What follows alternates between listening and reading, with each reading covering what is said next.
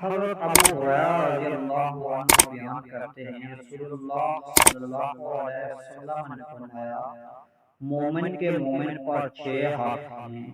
جب وہ بیمار ہو جائے تو اس کی عیادت کرے، جب وہ فوت ہو جائے تو اس کے جنازے میں شریک ہو، جب وہ دعوت دے اسے قبول کرے، جب وہ اس سے ملاقات کرے تو اسے سلام کرے، جب اسے چھینک آئے اور الحمدللہ کہے تو وہ اسے یرحمکم اللہ کہہ کر جواب دے، اور اس کی موجودگی اور غیر موجودگی میں اس سے خیر خواہی کرے۔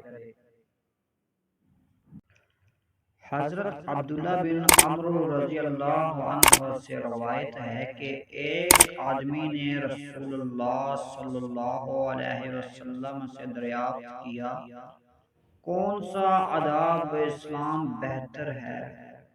فرمایا یہ کہ تم کھانا کھلاؤ اور تم جسے جانتے ہو اسے بھی اور جسے نہیں جانتے اسے بھی سلام کرو۔